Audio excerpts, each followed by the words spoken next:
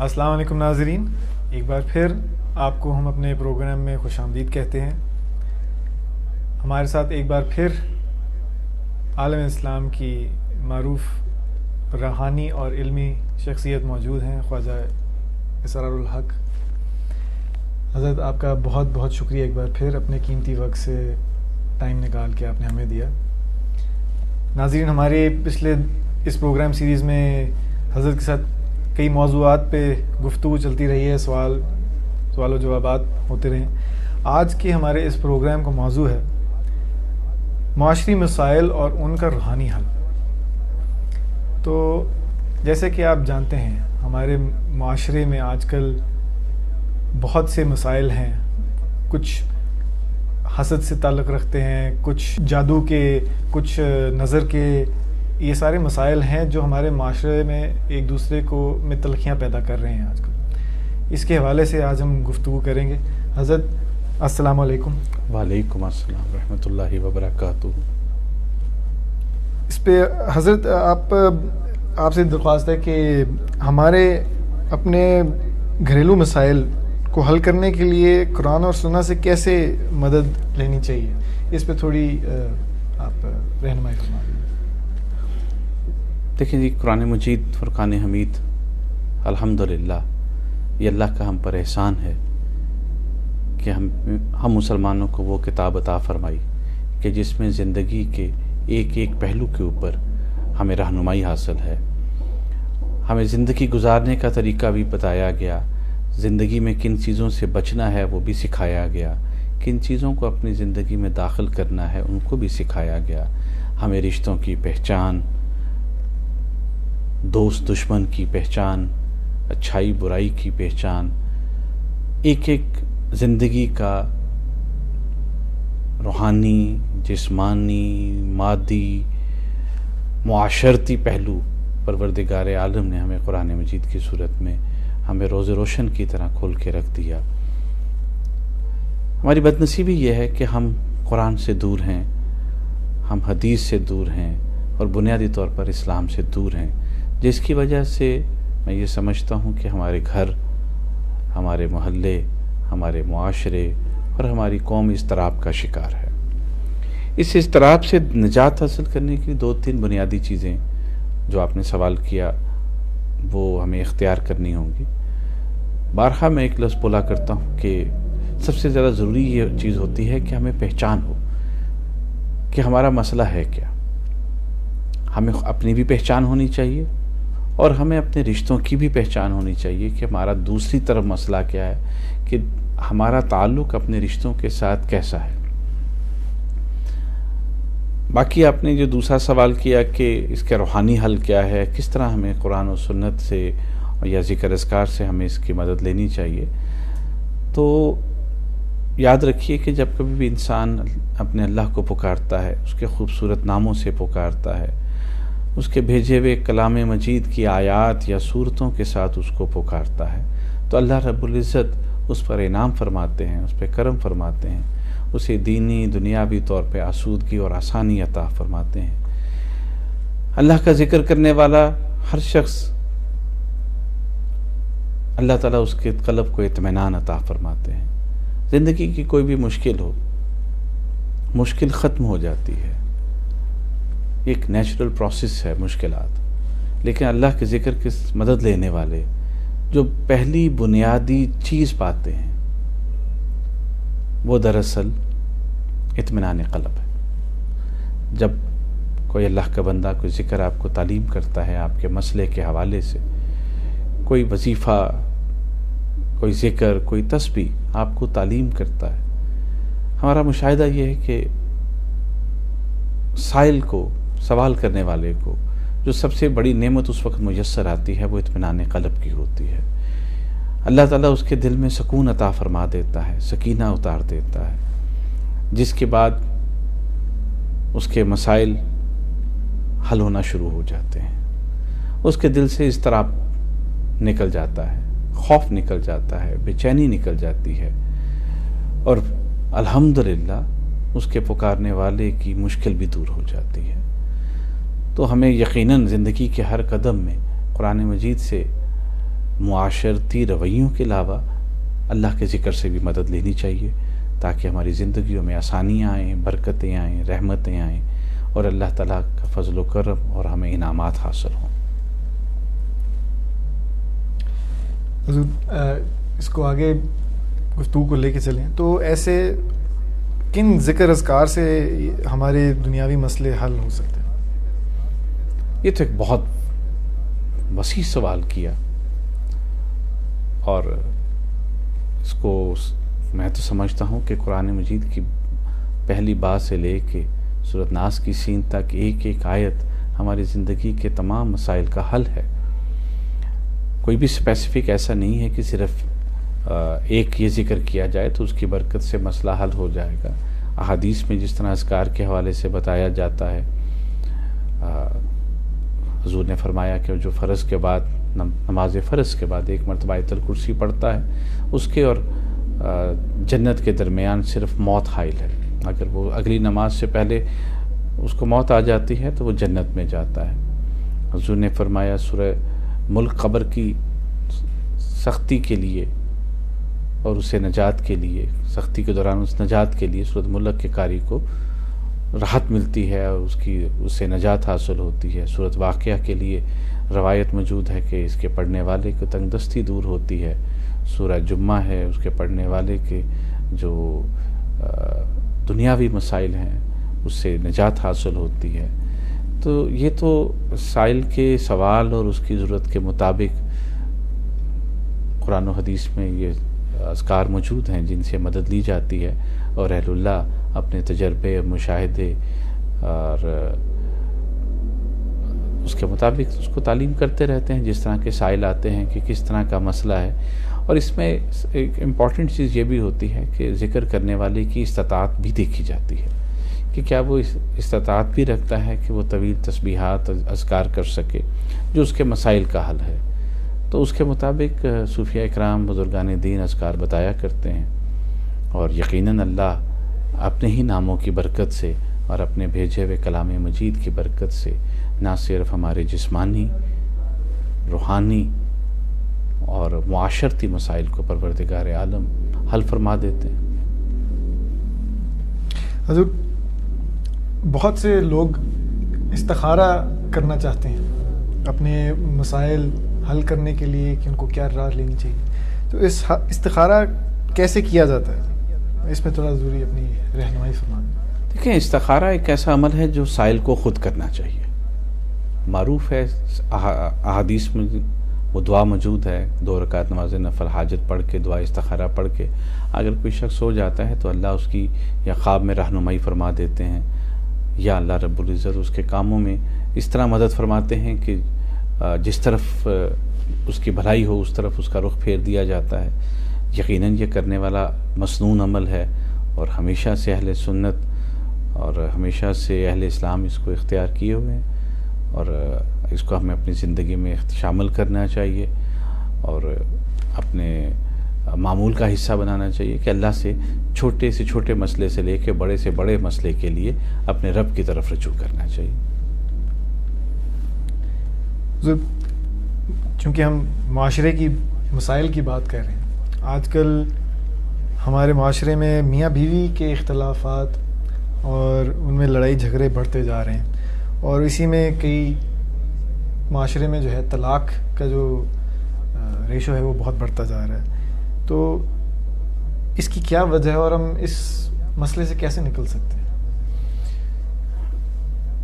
جو اس وقت معاشرے کی جو عمومی صورتحال ہے اس میں سب سے بڑا مسئلہ یہ ہے کہ بے صبری اور عدم برداشت۔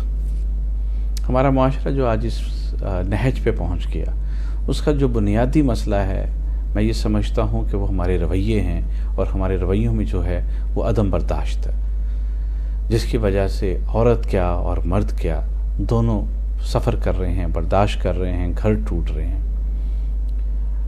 عورت اور مرد دونوں ہی ایک دوسرے کو برداشت کرنے کو تیار نہیں، سمجھنے کو تیار نہیں۔ میں یہ سمجھتا ہوں کہ اس کے لیے ہمیں سب سے زیادہ جو رجوع کرنے کی ضرورت ہے وہ میں ایک نقطہ پہلے پیش کر دیتا ہوں کہ جو مرد اور عورت یا میاں اور بیوی کے درمیان کوئی شخص جو حائل ہوتا ہے یا ان کے درمیان رشتے میں فاصلہ کرواتا ہے، وہ شیطان ہے۔ تو شیطان کے شر سے بچنے کے لیے ہمیں اللہ کی مدد چاہیے۔ انسانی طاقت، کیونکہ اس کا شر بہت زیادہ ہے، عمومی طور پہ اتنی بڑی طاقت اس کی ہم لوگوں کی نہیں ہے کہ ہم اللہ کی مدد کے بغیر شیطان پہ غالب آ سکیں۔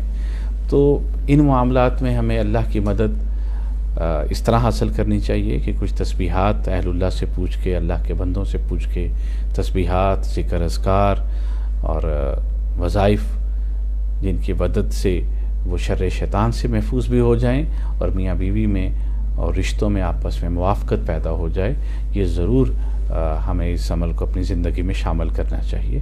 اور جو اہل ذکر ہیں، اللہ کے بندے ہیں، صوفیاء اکرام ہیں، وہ جو ذکر اذکار بتاتے ہیں، ان کا توسل اختیار کر کے اللہ کی طرف رجوع کرنا چاہیے تاکہ اللہ تعالیٰ شر شیطان سے ہم سب کو محفوظ رکھے اور ہمارے رشتوں کی، ہمارے معاشرے کی، ہمارے گھروں کی حفاظت فرمائے۔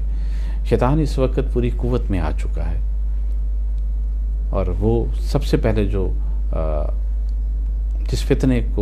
جس بات کو فتنہ کا سبب بناتا ہے وہ میاں بیوی میں دوری پیدا کرتا ہے۔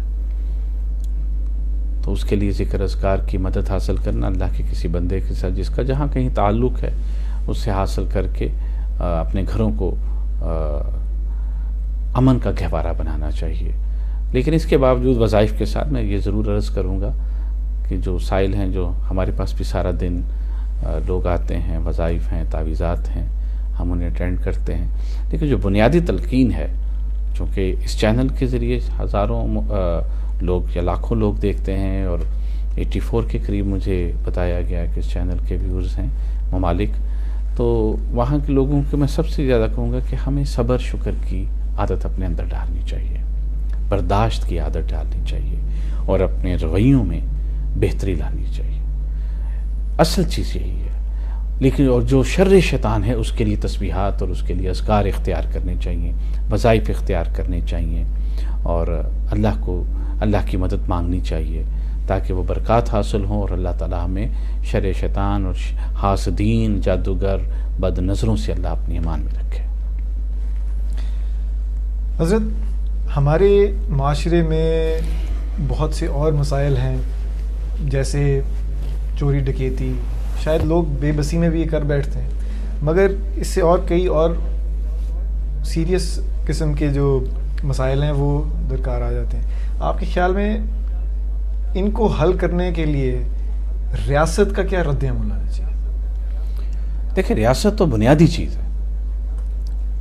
ریاست کا جو بنیادی کردار ہے وہ ہر شخص کو تحفظ فراہم کرنا ہے اور اس کی ضرورت کو اس تک بہم پہنچانا ہے، یہ ریاست کا بنیادی کردار ہے۔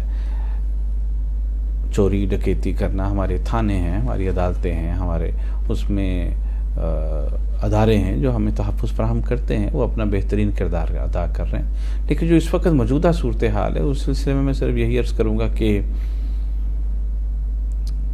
جو اکانومی کی بے اعتدالی ہے اس نے معاشرے میں ہرس اور ہوس کو جنم دیا، لوگوں میں عدم برداشت کو جنم دیا، اویئرنیس کا لیول علمی طور پہ زیادہ ہو گیا، لیکن تربیت کی کمی نے ایک دوسرے سے چھینا جھپٹی کا کلچر اختیار کر لیا ہم لوگوں نے۔ تو ہمیں جس چیز کو میں آپ سے پچھلے سوال کے ساتھ جوڑ کے کہوں گا کہ جب ہم اللہ اور اس کے رسول سے جڑ جائیں گے، جب ہم اللہ کے ذکر سے جڑ جائیں گے، ہم اللہ کے نام سے جڑ جائیں گے، اس ذات سے جڑ جائیں گے اور اللہ اور اس کے رسول سے جب ہم جڑ جائیں گے تو جو نعمتیں ہمیں حاصل ہوں گی، جو برکات ہمیں حاصل ہوں گی، اس سب سے بڑی نعمت جس کو میں سمجھتا ہوں وہ اطمینان قلب ہوگا، وہ ہمارے گھروں میں سکون ہوگا، ہمارے دلوں سے وسوسے دور ہوں گے۔ یوسوس فی صدور الناس، شیطان کا جو بڑا کام ہے بنیادی، جس کو قرآن مجید میں سب سے آخر میں اللہ نے بیان فرمایا سورۃ ناس میں، یوسوس فی صدور الناس من الجنۃ والناس، شیطان کرتا کیا ہے؟ شیطان انسانی کے دلوں میں وسوسہ پیدا کرتا ہے اور وسوسے سے آگے خیالات پیدا ہوتے ہیں، خیالات سے ایک دوسرے کے اوپر شک پیدا ہوتے ہیں، ان شکوک سے جھگڑے بنتے ہیں، عدم اعتماد پیدا ہوتا ہے، اور وہ جھگڑے جو ہیں گھر سے محلہ، محلے سے معاشرہ، اور معاشرے میں سے ممالک میں پھیل جاتے ہیں۔ تو شیطان وہ بنیادی فتنہ جو ڈالتا ہے وہ وسوسے کا ڈالتا ہے۔ اس لیے میں نے عرض کیا کہ معاشرتی مسائل کے حل کے لیے ہمیں سب سے زیادہ اللہ کی مدد چاہیے شیطان کے خلاف، اور شیطان کے خلاف مدد کے لیے اللہ نے ہمیں اذکار تعلیم کر رکھے ہیں، اور اللہ کے نبی نے ہمیں اذکار بتا رکھے ہیں۔ قرآن مجید کی آیات ہیں، سورتیں ہیں، اذکار ہیں، دعائیں ہیں جن کو ہم پڑھتے ہیں اور اللہ سے مدد طلب کرتے ہیں۔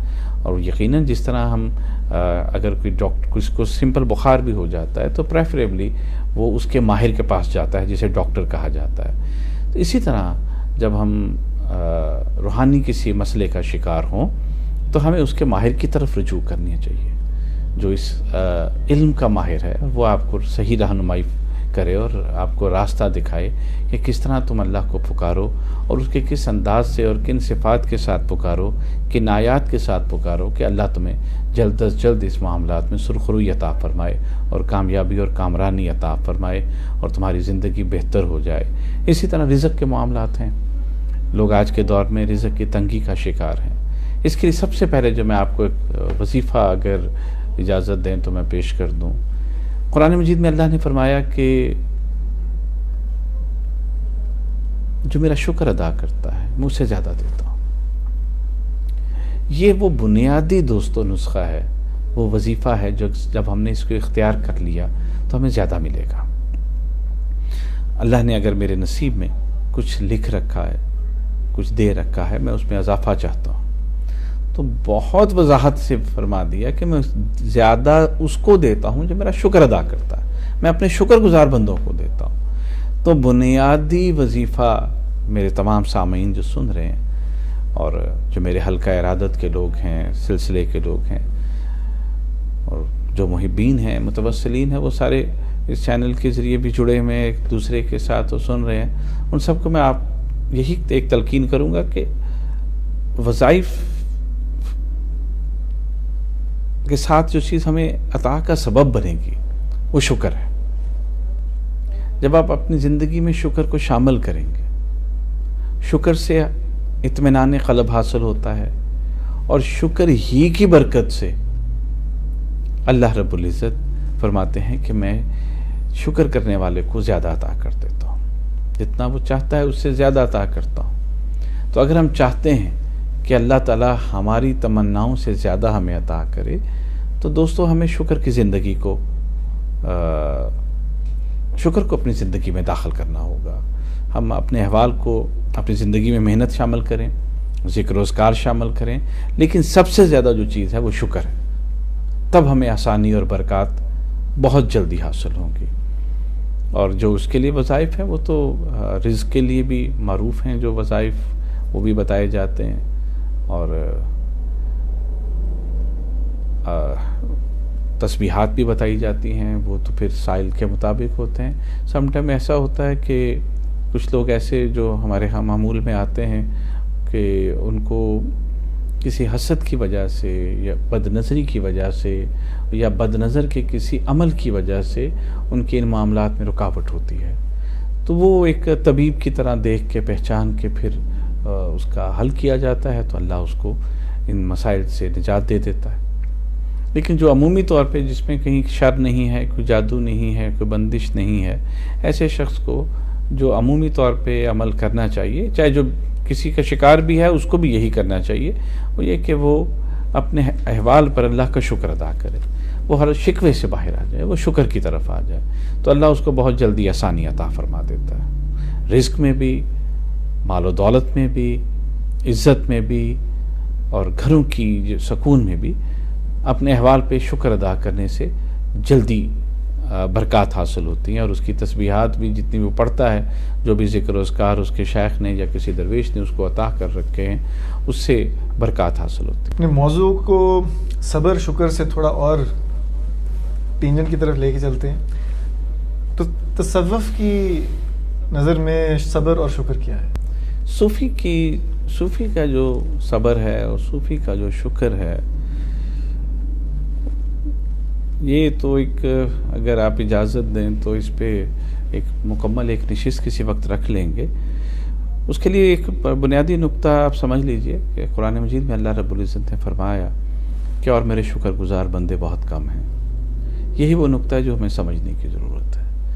ہر مقام پہ شکر حاصل کیسے کرنا ہے، اور شکر کا طریقہ یہ ہے. آج کسی شخص سے پوچھئے، وہ کہے گا میں شاکر ہوں، میں اللہ کا شکر گزار ہوں.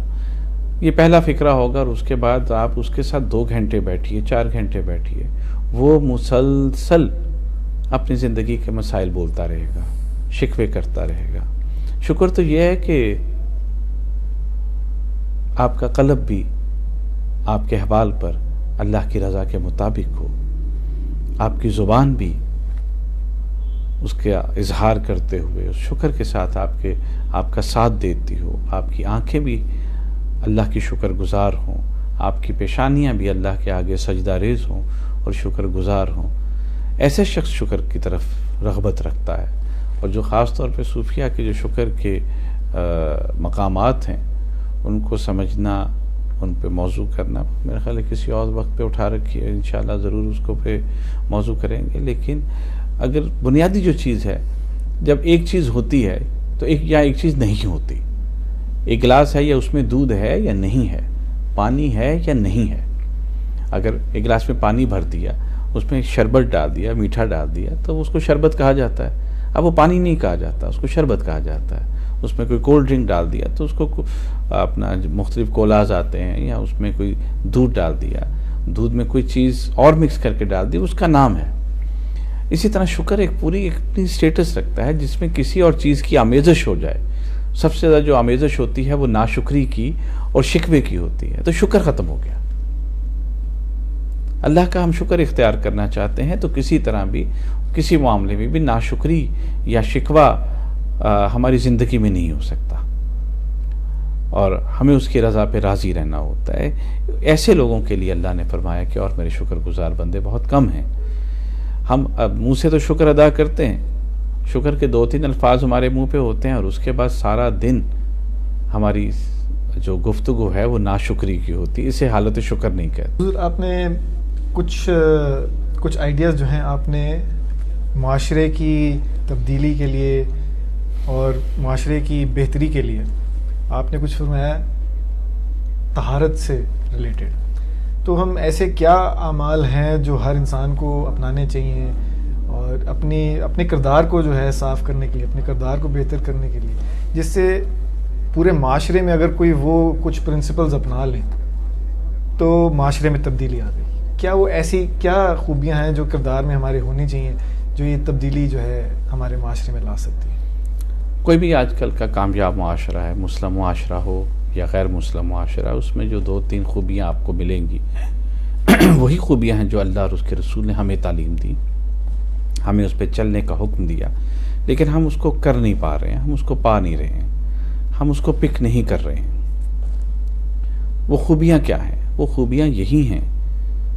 اگر ہم چاہتے ہیں کہ اپنے آپ کو بہتر کرنا اور طہارت حاصل کرنا، وہ خوبیاں یہ ہیں اچھے معاشرے کی. اس میں حسد نہیں ہوتا، اس میں ہوس نہیں ہوتی، ایک دوسرے کا مال لوٹنے کی تمنا نہیں ہوتی، کرپشن نہیں ہوتی، نفرت نہیں ہوتی، ایک دوسرے کا ساتھ دینا ہے، بھلائی کرنی ہے، جوڑنا ہے، توڑنا نہیں ہے، سازش نہیں کرنی، کامیاب کرنا ہے، برائی نہیں کرنی، بھلائی اختیار کرنی ہے. یہ وہ ساری خوبیاں ہیں جو ہمیں اپنی زندگی میں شامل کریں گے تو زندگی میں بہتری آئے گی.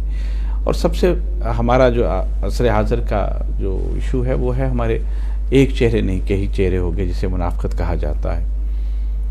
ہماری ڈبل زندگی نہیں،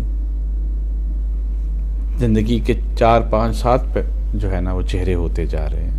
ہم اپنے رشتہ داروں میں ہماری زندگی کچھ اور ہے، اپنے بیوی بچوں میں اور ہے، دوستوں میں اور ہے، تنہائیوں میں اور ہے. جب تک ہم ان سب کو ایک جیسا پاک صاف نہیں کریں گے، میری تنہائی اور میری مجلس دونوں کو ایک جیسا جب تک ہم پاک نہیں کریں گے، تب تک ہمیں آسودگی حاصل نہیں ہوگی، طہارت حاصل نہیں ہوگی، زندگی کا سکھ حاصل نہیں ہوگا، روحانی تسکین حاصل نہیں ہوگی.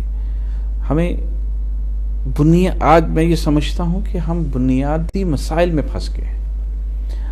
ہم کلمہ بھی پڑھتے ہیں، ہم نبی پہ ایمان بھی رکھتے ہیں، ہم قرآن بھی پڑھتے ہیں، ہم تسبیحات بھی کر رہے ہیں، لیکن اس کے باوجود ہمارا مسئلہ کسی طرف حل نہیں ہو رہا۔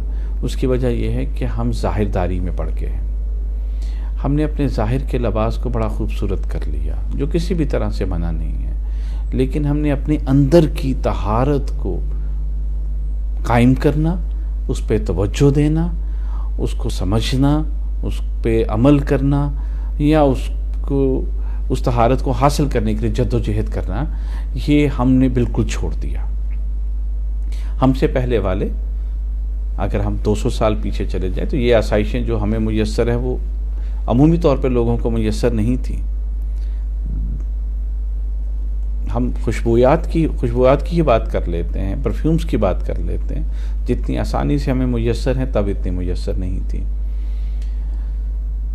لیکن تب لوگ بدن سے زیادہ اپنے روح کو پاک کرنے پہ لگے ہوئے تھے کہ وہ اپنے اندر کو پاکیزہ رکھتے تھے، بغض سے، کینے سے، تکبر سے، ریاکاری سے، منافقت سے۔ وہ سادی زندگی بسر کرتے تھے، وہ تھوڑی عبادت کرتے تھے کہ زیادہ عبادت کرتے تھے، یہ اللہ جانتا ہے۔ لیکن جو دکھ رہا ہے، سمجھ آ رہا ہے کہ ان میں جو خوبی تھی جس کی وجہ سے ہم کہتے ہیں کہ پچھلا زمانہ یا پچھلا دور بہت اچھا تھا، وہ یہ تھا کہ ان کی زندگی کے دوہرے معیار نہیں تھے۔ وہ جس طرح کی بھی زندگی بسر کر رہے تھے، ان کا دل لوگوں کے لیے صاف تھا، اور اگر کسی کے لیے ان کے دل میں برائی تھی تو وہ برملا تھی۔ 5 7 10 چہرے بنا کے لوگ نہیں بیٹھے ہوئے تھے، منافقانہ رویے کم تھے۔ مال لوٹ کھسوٹ تو ہمیشہ سے رہتی ہے، لیکن عموماً نہیں تھی، اور معاشرہ اس لوٹ کھسوٹ کرنے والے کو برا جانتا تھا۔ اب بدنصیبی یہ ہو گئی ہے کہ آج کے دور میں لوٹ کھسوٹ کرنے والے کو برا سمجھنے کو تیار ہی کوئی نہیں۔ اب آپ نیکی کرنا یا لوٹ کھسوٹ کرنا، اور اس لوٹ کھسوٹ کے مال سے نیکی کرنا، یہ برابر ہو گیا۔ تب بھی لوگ حرام کماتے ہوں گے، تب بھی برائی ہوتی ہوگی، لیکن معاشرہ اسے غلط جانتا تھا۔ اب معاشرہ اسے غلط نہیں جان رہا۔ یہ وہ بنیاد پڑ گئی جس کی وجہ سے ہم مصائب کا شکار ہوتے جا رہے ہیں۔ اب ہم غلط کو غلط نہیں سمجھ رہے۔ میں آپ کی غلط کو تو غلط سمجھ رہا ہوں، لیکن جو غلطی میں کر رہا ہوں میں اسے غلط سمجھنے کو تیار نہیں ہوں۔ میں اپنے آپ کو اس کے ساتھ اکوموڈیٹ کیے بیٹھا ہوں، اس کے اپنے اندر دلیلیں لے کے بیٹھا ہوں۔ جب تک ہم اپنی اصلاح نہیں کریں گے، خود احتسابی نہیں کریں گے، اپنا مواخذہ نہیں کریں گے، اپنے اندر خوف خدا پیدا نہیں کریں گے، اپنے اندر وہ ڈر پیدا نہیں کریں گے، اپنے اندر اچھائی اور برائی کی پہچان پیدا نہیں کریں گے، ہم اپنے اندر اپنی خوبیوں کو اضافہ کرنا اور خامیوں کو ختم کرنے پہ کاوش نہیں کریں گے، تب تک ہم ناکام رہیں گے۔ اور یہ زندگی کے بنیادی جو اصول ہیں وہی ہیں۔ آپ مجھے 10 سیشن بھی اس پہ کرائیں گے کہ اس پہ بتائیں، تو وہ جو قرآن نے بتائے ہیں میں اس سے ہٹ کے تو کوئی بات نہیں کر سکتا ہوں۔ آسان لہجے میں بات کروں یا عام فہم لہجے میں بات کروں، تب بھی مثال وہی ہے، تو پھر بنیاد وہی ہے۔ تو ہمیں اس بنیاد ہی کو درست کرنا ہے۔ جب تک وہ ہماری بنیاد درست نہیں ہوتی، ہمارا معاشرہ سنورنے والا نہیں ہے۔ چاہے ہم جتنے مرضی اوپر سے خوبصورت ہو جائیں، اللہ میرے دل اور میری نیت کو جانتا ہے۔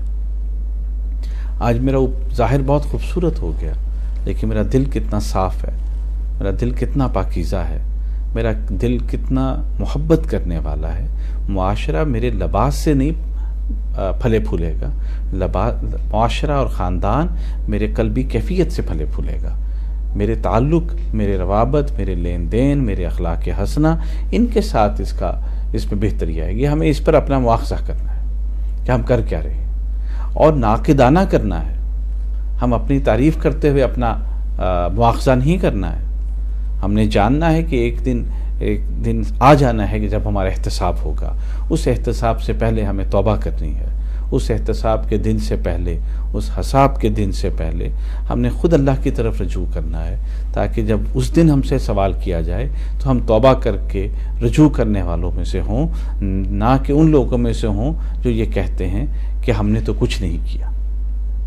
ہم صبح سے شام تک جب لوگوں کے ساتھ مسائل کو سنتے ہیں تو لوگ کہتے ہیں ہم نے تو کسی کے ساتھ کبھی برائی نہیں کی۔ انہی کے تعلق والا آ جائے تو وہ ان کی جو خوبیاں بیان کرتا ہے تو وہ ایک ہمیں ماننا ہے کہ ہم سے غلطیاں ہو رہی ہیں۔ جب تک ہم مانیں گے نہیں ہمارا علاج ممکن نہیں ہے۔ کوئی پیشنٹ ڈاکٹر کے پاس چلا جاتا ہے، ڈاکٹر کہتا ہے کہ بھائی تمہیں شوگر ہے، اگر وہ اس کو بتا دیتا ہے، اس کو کیمیکل ٹیسٹ دے دیتا ہے، اس کی رپورٹیں آ جاتی ہیں لیبارٹری سے، اس کے باوجود وہ میٹھا کھائی جاتا ہے اور مانے نہیں کہ میں ہوں، تو وہ اپنے آپ کو ہلاک کر رہا ہے، وہ اپنے آپ کو ختم کر رہا ہے، برباد کر رہا ہے۔ مجھے اگر اپنی اصلاح کرنی ہے تو سب سے پہلے مجھے ایکسیپٹ کرنا ہے اپنی خامیوں کو، پھر ان کو پہچان کر ختم کرنا ہے خامیوں کو، اور پہچان کر میں نے خوبیوں کے خوبصورت پودے اپنے اندر لگانے ہیں۔ اس سے پھر جو پھل پھول نکلے گا وہ معاشرے کے سنورنے کا، معاشرے کے پنپنے کا سبب بنے گا، اور اس سے بھلائی پھیلے گی۔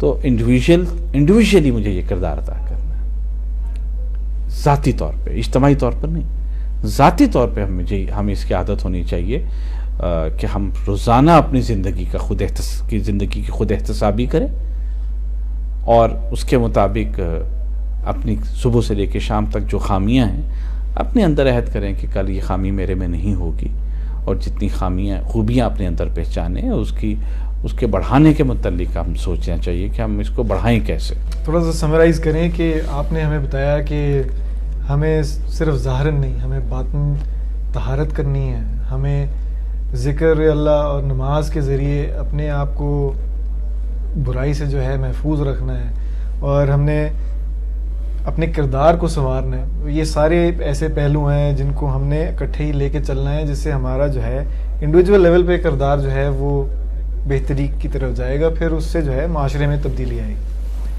پچھلے ایک پروگرام میں آپ نے بتایا کہ جیسے ہی ہم والدین جو ہیں ان کے دماغ میں ایسا ہونا چاہیے کہ وہ اپنے بچوں کو شروع سے ہی ایک اچھائی کی طرف جو ہے عادت ڈالیں، تاکہ وہ عادت جو ہے وہ برقرار رہے، اور کچھ دنوں کے لیے، کچھ مہینوں کے لیے نہ رہے، کچھ زندگی بھر کے لیے جو ہے وہ ان کے کردار کا حصہ بن جائے، وہ اچھی خوبی۔ تو جس طرح آپ نے ابھی پچھلے سوال کے جواب میں یہ فرمایا کہ ہم نے اپنے کردار کو جو ہے روز پہچاننا ہے کہ اس میں کیا ہم غلطیاں کر رہے ہیں، اور اس کو ہم نے سنوارنا ہے۔ ہم آج کل کے نوجوان کو کس طرح موٹیویٹ کس طرح کریں، کیونکہ آج کل کی دنیا میں تو ان کو الٹے راہ کی موٹیویشن کئی گنا زیادہ مل رہی ہے۔ ہم کس طرح یہ ثابت کر سکتے ہیں، یہ کس طرح ہم ممکن بنا سکتے ہیں کہ ہم آج کل کے اپنے معاشرے میں نوجوانوں کو موٹیویٹ کر سکیں، ان کو اس کی طرف جو ہے گھائل کر سکیں؟ اس میں آپ کچھ رہنمائی فرمائیں۔ دیکھیں، یہ تو بڑا آسان بھی ہے، مشکل تو کوئی چیز نہیں ہوتی ہے۔ اگر یہ الیکٹرانک میڈیا یا اس سوشل میڈیا کے ذریعے برائی پھیل سکتی ہے تو بھلائی کیوں نہیں پھیل سکتی؟